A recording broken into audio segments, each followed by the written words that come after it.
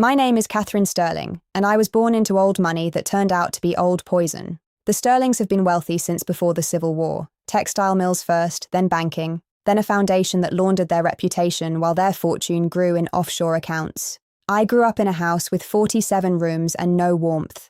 My mother, Margaret, was a socialite who measured love in carats.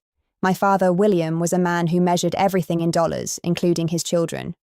I had two brothers, Alexander, the heir, and Charles, the spare. I was the girl, useful only for strategic marriages and photo opportunities at charity galas. By the time I was 16, my mother had already identified 3 suitable husbands, all over 50, all with fortunes larger than ours. Love is for servants, she told me once, adjusting my pearls. The rest of us make alliances. I went to college on the other side of the country, partly because I wanted an education and partly because I wanted to breathe air that hadn't been filtered through my mother's disdain. I studied art history, a useless degree, my father said, but acceptable for a woman who would never need to work. What I actually studied was escape. At 19, I fell in love with a graduate student named Daniel. He had calloused hands from restoring paintings, kind eyes, and no last name my parents would recognize. We married in a courthouse in Portland, Oregon, with a justice of the peace and 2 strangers as witnesses. I didn't tell my family until after. The phone call with my mother lasted 4 minutes.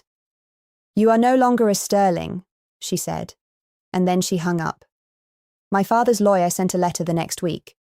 I was disinherited, removed from the family trust, and requested not to contact any of their associates for assistance of any kind. I didn't care. I had Daniel. I had our tiny apartment above a pizza shop. I had a job at a local gallery, making $28,000 a year, happier than I had ever been in the glass house of my childhood. For 12 years, I lived that life. We had 2 children, Emma and James. We went to PTA meetings and farmers markets and argued about whether to fix the leaky faucet or save for a summer camping trip. I thought I had escaped. I thought the Sterlings were a bad dream I had finally woken up from.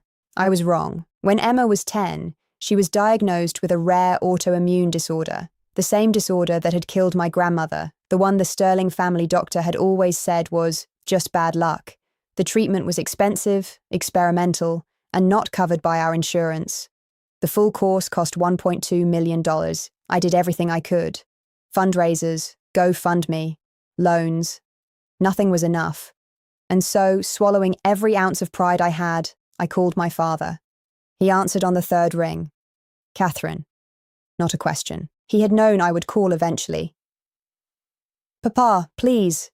Emma is sick. She needs treatment. I just need—" $1.2 million, he said. "I know. I've been following her diagnosis. I make it my business to know when my grandchildren are ill." I felt cold. "You knew? For how long?" 6 months. Since the first specialist visit. I have a contact at the hospital." He paused. "I can help you, Catherine, but not for free. Name your price. I want you to come home. Leave Daniel. He's common. He's beneath you. And I will not have Sterling money supporting a man who restores paintings for a living. Divorce him, move back into the estate, and resume your position in the family. In exchange, Emma gets her treatment. And you get your inheritance." "What about James?" "James can stay with his father. The boy is 8, he'll adjust. But Emma is a Sterling by blood, and she belongs with us." I hung up. I sat on the floor of our kitchen and cried until my throat was raw. And then I called my father back and told him I would do it. Daniel didn't understand. How could he? He had never met the Sterlings. He had never felt the weight of that kind of money, that kind of control, that kind of casual cruelty dressed up as pragmatism. He fought for custody of Emma, but my father's lawyers buried him in paperwork and procedural delays. By the time the court date arrived, Emma was already in treatment, and the judge ruled that she should remain in stable care, which in this case meant the Sterling estate. I moved back into the glass house. My mother redecorated my childhood bedroom first, erasing every trace of the girl who had left. "You look tired," she said when she saw me. "We'll do something about those circles. A little filler, perhaps." I smiled. I said thank you. I played the part. But here is what my family forgot. I had spent 12 years outside their world. I had learned how normal people live, how they love, how they struggle, how they survive. I had learned that money is not power. Power is information. and I had been gathering information since the day my father made his first demand. The Sterling Foundation, for all its philanthropic gloss, was a funnel. Millions of dollars in charitable donations, tax-deductible, routed through shell companies and returned to the family's private accounts. My father had been running this scheme for 30 years. My mother knew. Alexander was being groomed to take over. Charles was too busy drinking and gambling to care. I started with the housekeeper, Mrs. Holloway, who had worked for the Sterlings for 40 years and had been paid in silence rather than salary. She had keys to every room. She had seen everything. "I'll help you," she said, "because my daughter died of the same disease your Emma has, and your father refused to pay for her treatment. He said she wasn't family." I started crying. She didn't. Over the next 18 months, I built my case. Copies of financial records, photographs of meetings with foreign bankers, a recording of my father telling Alexander how to structure a donation to avoid federal reporting requirements. I even found a cousin, disowned like me, who had been keeping a spreadsheet of the foundation's fraud for a decade, waiting for someone to use it. Emma's treatment worked. She went into remission. And the week she was declared healthy, I sent my evidence to the IRS, the FBI, and 3 major newspapers. The Sterling Empire collapsed in 11 days. My father was arrested at the country club, mid-swing, his golf partners watching in horror. My mother tried to flee to Switzerland, but her passport was flagged. Alexander was indicted as a co-conspirator. Charles, who knew nothing but had benefited from everything, lost his trust fund and his marriage in the same week. I sat in my childhood bedroom, watching the news coverage, Emma asleep in the guest room down the hall. Mrs. Holloway brought me tea. "Is it done?" she asked. "Almost," I said. The final piece wasn't legal, it was personal. I went to visit my father in federal detention, where he was awaiting trial.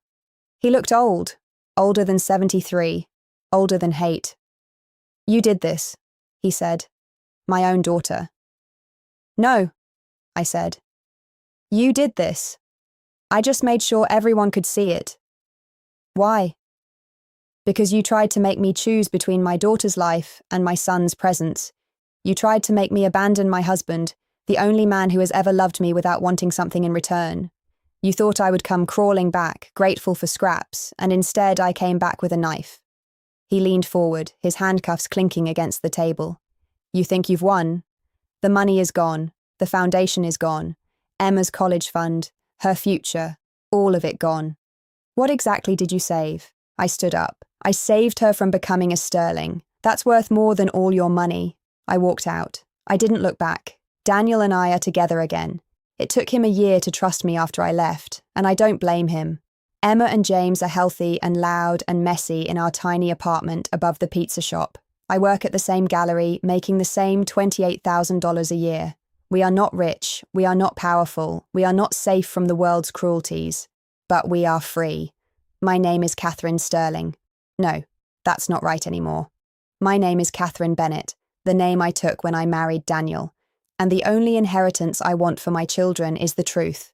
That family is not blood. Family is the people who stay when staying costs them something. The Sterlings built a glass house. I just handed everyone stones.